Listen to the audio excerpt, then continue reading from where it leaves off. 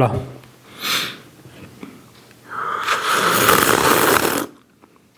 ასე მიყვარს ხოლმე დალევა და ვაღიზიანებ ხალხს.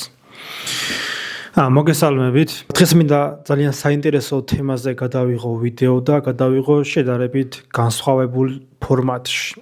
იმიტომ რომ მსგავსად თემებზე თუ საუბრობ ხოლმე ძირითადად დარბაზში ვარჯიშის პროცესში, ვარჯიშის მიმდინარეობისას, მაგრამ თან ვარჯიში და თან რაღაც საინტერესო თემაზე საუბარი, რომელსაც ცოტა დაფიქრება, გააზრება და სწორად და კარგად გადმოცემა უნდა ხოლმე თქვენამდე შედარებით რთულია და ვცდი ამ ვარიანტსაც, იმიტომ რომ შეიძლება ესე უფრო კარგად გამომივიდეს და უფრო მეტად მოვიტანო ხოლმე თქვენთან სათქმელი. თან ვარჯიშის დროს ძირითადად შესვენებებზე საუბრობ სეტებს შორის და გულისულ ამოვარდნაზე მაქვს ხოლმე. იდეაში დღეს შეიძლება რაღაცა პოდკასტის სტილში გამომივიდეს, ვიდეოს ჩაწერა და ვნახოთ როგორი გამოვა. იქ ხარისხს შევხედავ, ხმას შევხედავ, გარემოს და ასე შემდეგ. რამდენად კომფორტულად ვიქნები, იმიტომ რომ ვიდეოების გადაღება მაინც და მაინც ჩემდა სამწუხაროდ არ მეკომფორტულება, ისევე როგორც საუბარი. კამერების წინ და ისედაც საუბარი. ამ ვიდეოში მინდა ვისაუბრო კუნთის ტიპების შესახებ. ზოგადად ვიცით რომ არსებობს ჩონჩხის კუნთი, არსებობს გლუვი კუნთები, საჭმლის მომნელებელი სისტემა, ჩონჩხის კუნთი, რომელსაც ჩვენ ვაკონტროლებთ ჩვენი ნებით, ანუ გავშალე, შევკუმშე, ან დავიჭირე პოზიცია, არც გავშალე, არც შევკუმშე, მაგრამ მაინც მუშაობს და პოზიციის ჭერა ასევე ენერგიას ხარჯავს და მეორე გლუვი კუნთები, რომლებსაც ჩვენ ვერ ვაკონტროლებთ, ანუ ჩვენი ნების გარეშე იკუმშებიან ისინი. და მესამე ტიპი ეს არის გულის კუნთი, სადაც შერეულია როგორც გლუვი, ისე განივზოლიანი კუნთები.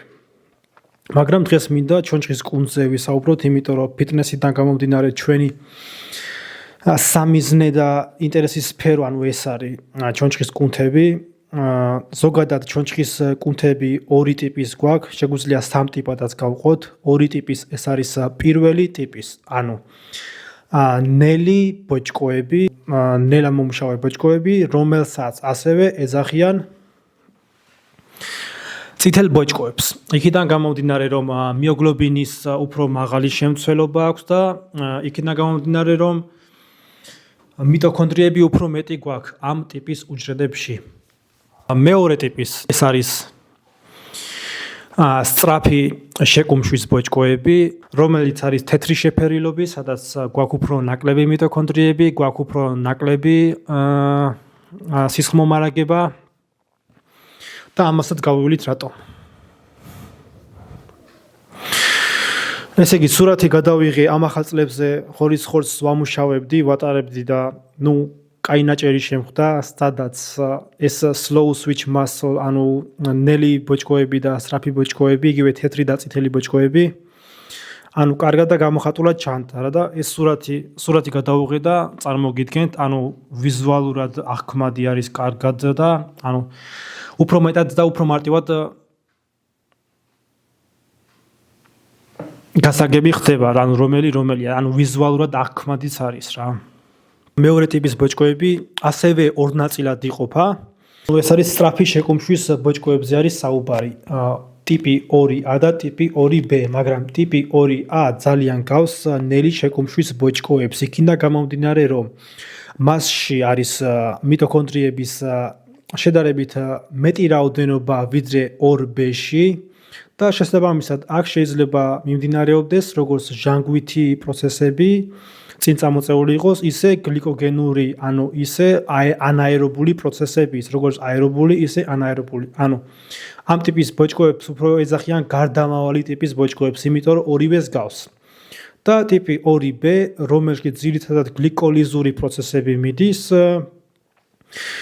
რომელიც არამდგრადია დაღლილობის მიმართ, ანუ ძალიან მალე ითიშება ეს კუნთები, მალე იხლება. იმ ორი ტიპის კუნთებისგან განსხვავებით, ტიპი 1 და ტიპი 2-ასგან განსხვავებით უფრო მალე იღლება. თუმცა უფრო მეტი ძალის განვითარება შეუძლია და ამაზეც მოგვიანებით ვისაუბროთ.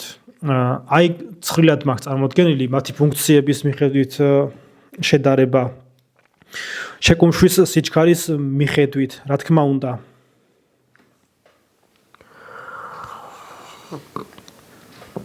ტიპი 2 უფრო სწრაფად იკუმშება ვიდრე ტიპი 1. ტიპი 1 მიეკუთვნება ნელა შეკუმშვის ბოჭკოებს. შეკუმშვის ძალის მიხედვით, ვინაიდან ის უფრო სწრაფად იკუმშება, უფრო მეტი ძალის განვითარება შეუძლია. განსაკუთრებით 2B-ს. მერე მოდის 2A-ს, შედარებით მეტი ძალის გამომუშავება შეუძლია ვიდრე ტიპი 1-ს. შემდეგ გამძლეობის მიხედვით ლოგიკურია რომ რაც უფრო მეტ ძალას გამოიმუშავებს, ის მეტ უფრო მალე დაიღლება, ანუ გამძლეობა გვექნება 5. ტიპი 2A, სადაც რომელსაც გარდამავალს ვეძახით. ანუ კარგი გამძლეობა აქვს, თუმცა ისეთი კარგი არა როგორიც ტიპი 1-ს, რომელიც არის წითელი ბოჭკოები და რომელშიც უფრო ხანგრძლივი პერიოდში მიდის ესა თუ ის პროცესი, ანუ რაიმე წონის აწევა და წაღება მსუბუქ ზონაზეა საუბარი, ან შორმანძილზე მარათონელების მაგალითზე სირბილი და ასე შემდეგ. მუშაობის ტიპი, როგორც უკვე ვთქვით, ტიპი 2B, ანუ ეს თეთრი უჯრედები, რომლებიც ძალიან დიდ ძალას გამოიმუშავებენ, ყველაზე მეტს და შეუძლიათ 10-ჯერ მეტი ძალის გამომუშავება ვიდრე ტიპ 1-ს. მუშაობის ტიპის მიხედვით არის გლიკოგენური, ანუ აქ მიდის ანაერობული სუნთქვა ამ ბოჭკოებში. ტიპი 2A-ს, ანუ იგივე გარდამავალში მიდის როგორც გლიკოგენური, როგორც უკვე აღვნიშნეთ, როგორც გლიკოგენური, ისე ჟანგვითი. და ტიპი 1-ში მიდის ძირითადად ჟანგვითი პროცესები, სადაც წარმოდგენილი გვაქვს ძალიან ბევრი მიტოქონდრია, წარმოდგენილი გვაქვს ბევრი კაპილარები, იმიტომ რომ სისხლის მომარაგება აქ არის კარგი, იმიტომ რომ ასწრებდეს ჟანგბადის შემოტანას, ასწრებდეს ნივთიერებების დაჟანგვას და ენერგიის გამოყოფას და ეს მიმდინარეობდეს დიდი ხნის განმავლობაში. და სისხლის მომარაგების მიხედვითაც გვაქვს შედარება, ტიპი 2B-ში შედარებით ცუდი სისხლის მომარაგება, 2A-ში შედარებით კარგი და ტიპი 1-ში ყველაზე კარგი. ესე იგი ისმის კითხვა შემდეგი, რომ გვაქვს ამდენი კუნთი და რომელ კუნთში რომელი ტიპის ბოჭკოებია. რეალურად ყველა კუნთი შეიცავს როგორც ტიპი 1-ს, ისე ტიპი 2-ს. ანუ ყველა კუნთი შეიცავს წითელ და თეთრ ბოჭკოებს.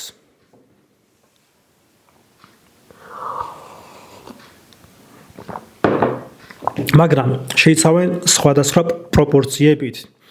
ეს პროპორციები შეიძლება დამოკიდებული იყოს გენეტიკურ ფაქტორზე, ანუ გენეტიკურად ქონდეს განპირობებული ის, რომ მაგალითად მკერდში 60% იყოს თეთრი ბოჭკოები და 40% იყოს წითელი ბოჭკოები.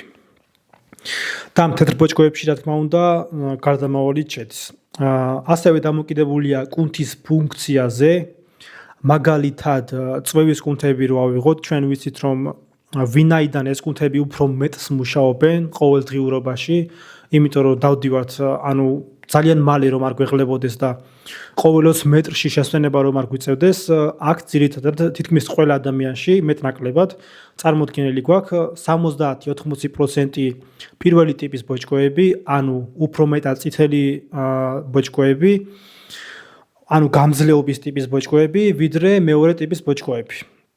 ასეთივე პროპორციით შეიძლება ვთქვათ, რომ წარმოდგენილი გვაქვს როგორც ქორის კუნთები, იმიტომ რომ ეს კუნთებიც ძირითადად ყოველდღიურობაში მოხრაში იღებენ მონაწილეობას და ამიტომ საჭიროა რომ ეს კუნთები მალე არ გვეღლებოდეს. ასევე ხერხემლის გამშლელი და ხერხემლის დამჭერი კუნთების ძირითადად წარმოდგენილი არის ტიპი 1 ბოჭკოებით, ვიდრე ტიპი 2-ით. ორივე შედის, მაგრამ უფრო მეტად ის. ხოლო შედარებით დიდი კუნთები, როგორც არის ბარძაყის 4-თავა, მაგალითად, აქ ძირითადად უფრო მეტად ჭარბობს ხოლმე ტიპი 2, ანუ თეთრი კუნთები, ის კუნთები, რომელიც უფრო მეტად პასუხისმგებელი არიან დიდი ძალის განვითარებაზე უფრო მცირე დროში. და კიდე, რაზე შეიძლება იყოს დამოკიდებული ვარჯიშზე და აქტივობის დონეზე და ეს უნდა განსაზღვროთ კარგად. რატო გჭირდება რატო გამოვიტანე ეს ცალკე? იმიტომ რომ ზოგადად მიჩნეულია, რომ ამ პროპორციულობას ჩვენ ვერ ვცვლით რა. ანუ თუ მაგალითად ჩემი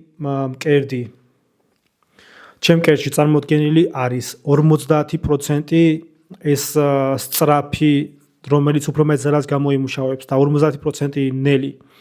მე ვერ ვიზამ იმას, რომ 70-30-ზე გადავიყვანო რა. ანუ მე ვერ ვიზამ და რაც არ უნდა მეტად რაც არ უნდა მეტი ვივარჯიშო, რაც არ უნდა დიდი ვარჯიშის სტაჟი მქონდეს, მე არ შემიძლია ამ პროპორციის შეცვლა.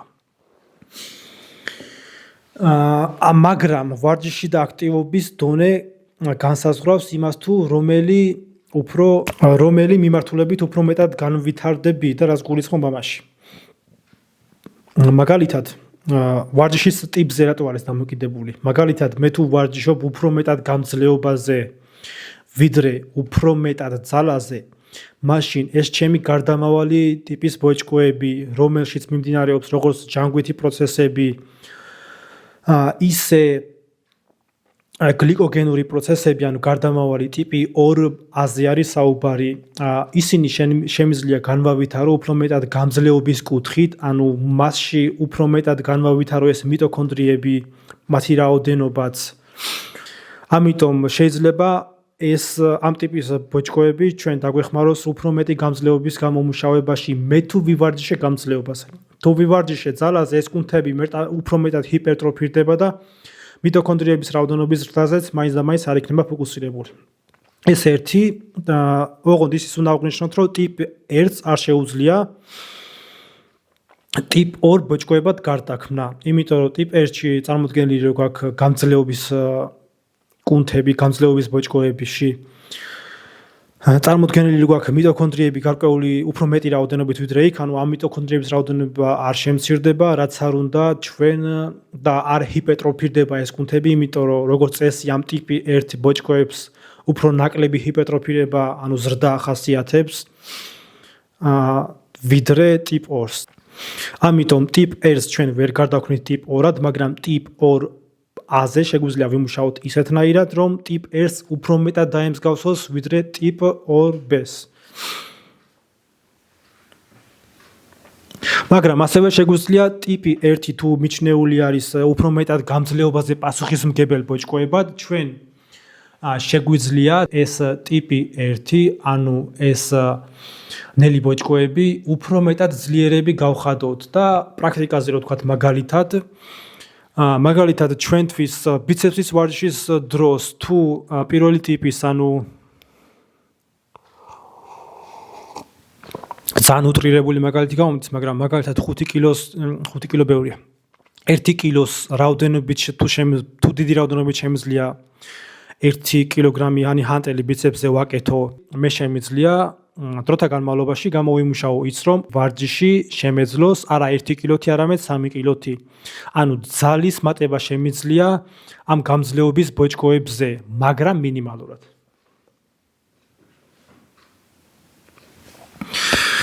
და მოდი ვთქვა თუ რაში შეიძლება გჭირდებოდეს და რაში შეიძლება გამოვიყენოთ ეს ინფორმაცია, იმიტომ რომ თუ ეს ინფორმაცია არ დავაკავშირეთ რაიმეს, ჩვენთვის გამოსადეგი თუ არ გავხადეთ, ძალიან მარტივია რომ დაგვავიწყდეს თან ძალიან მალე, მით უმეტეს ჩემნაირი მეხსიერების მქონე ადამიანებისთვის. რაში გჭირდება ეს ინფორმაცია? გაჩნიათ ჩვენ მიზანს, თუ რისთვის ვარჯიშობთ. თუ ჩვენ ვარჯიშობთ ჰიპერტროფიისთვის და ან თუ ჩვენ ვარჯიშობთ ძალისთვის, მაშინ ჩვენი პრიორიტეტი უნდა იყოს უფრო მეტად მეორე ტიპის ბოჭკოებზე ვარჯიში. ან ჩვენი პრიორიტეტი უნდა იყოს ეს. და გეტყვით მაგასაც რატო? ნუ ლოგიკური ესედაც თქვენს მიხვდებით და თუ გვინდა უფრო მეტად ვიმუშაოთ გამძლეობაზე, მაგალითად მარათონელი, რომელსაც გამძლეობა ჭირდება და არა ძალა ან ჰიპერტროფია რო დიდი კუნთები, მაშინ მას შედარებით განსხვავებული ვარჯიშები ჭირდება და მაშინ მას შედარებით პირველ დიდი ტიპის ბოჭკოებზე ჭირდება ვარჯიში აქცენტირებულად. და აქ შეიძლება რა თქმა უნდა მეორე A ტიპზეც გვქონდეს ვარჯიში.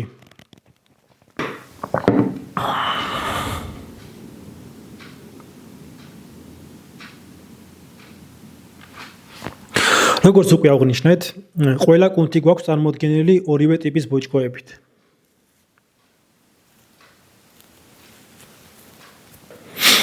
შესაბამისად, რომელი ტიპის ბოჭკოებზე რა ოდენობით უნდა ვფოკუსირდეთ, მაგას აქვს მნიშვნელობა.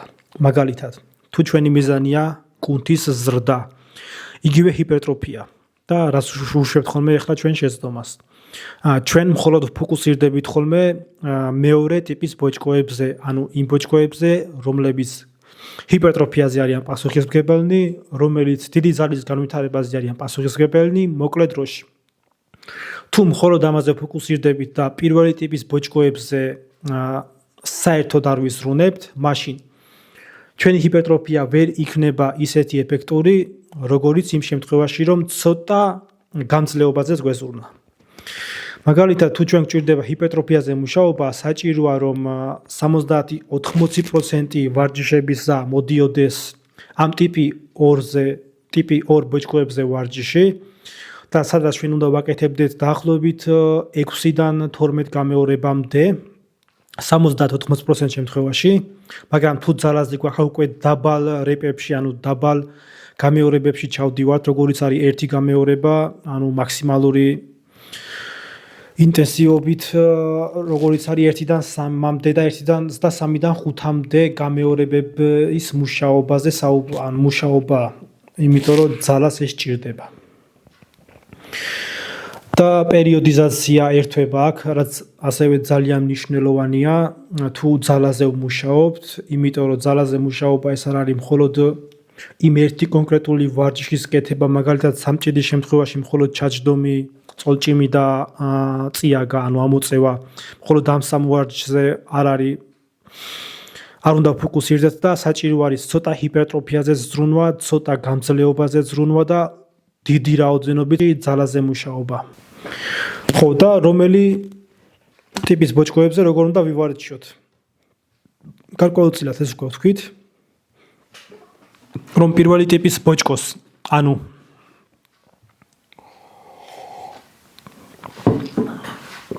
ნელ ბოჭკოებს, იგივე წითელ ბოჭკოებს. ჩვენ ვავარჯიშებთ იმ შემთხვევაში, თუ ჩვენი გამეორებები იქნება შედარებით მეტი, თუ იქნება 12-დან ზემოთ, 20, 30 და ზემოთ.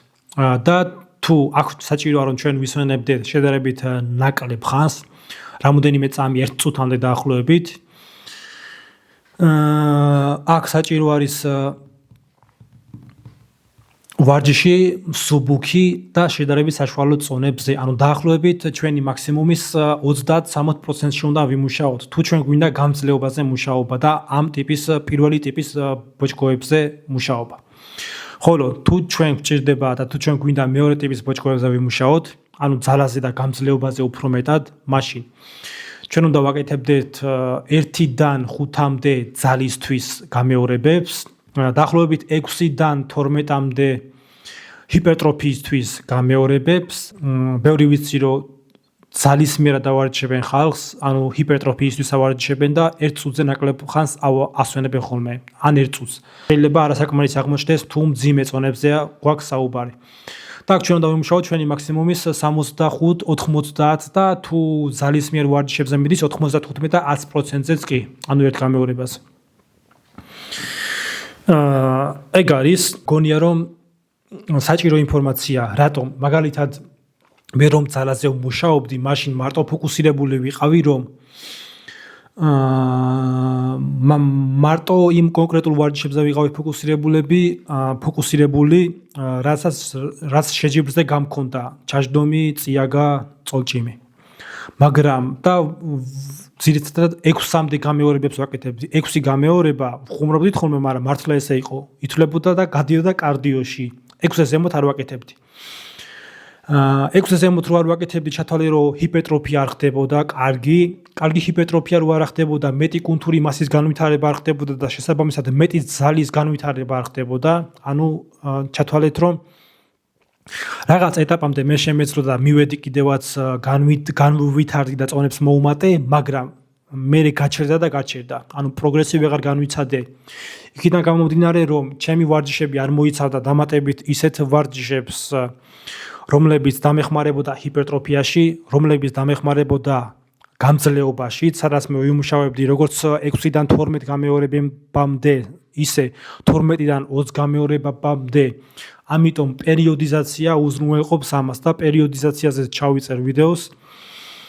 თუ პერიოდიზაციას გავიგებთ, ჩავთავთ ჩვენ ვარჯიშებში და გარკვეულ პერიოდში ჩვენ ვივარჯიშებთ ჰიპერტროფიაზე. გარკვეულ პერიოდში ვივარჯიშებთ სწორი ტექნიკით მოძრაობის შესრულებაზე. გარკვეულ პერიოდში ვივარჯიშებთ უკვე მძიმე წონებზე, სადაც ჩვენი მაქსიმუმის 80, 85 და 90 და უფრო მეტ პროცენტებში ვიმუშავებთ 100%-მდე. ანუ ეს ყველაფერი ამ ფაზებად დაყოფა, პერიოდებად დაყოფა ჩვენ დაგვეხმარება იმაში, რომ ჰიპერტროფირდეთ, უკეთესად გავაკეთოთ მოძრაობა და უფრო მეტი წონის აწევა შევძლოთ შესაბამისად. და პერიოდიზაციის გარეშე შენ გაიჭედები, იმიტომ რომ მიხვედი ერთი დღე გააკეთე მაქსიმუმზე ახვედი 100 კილოზე ჟიმზე მაგალითად.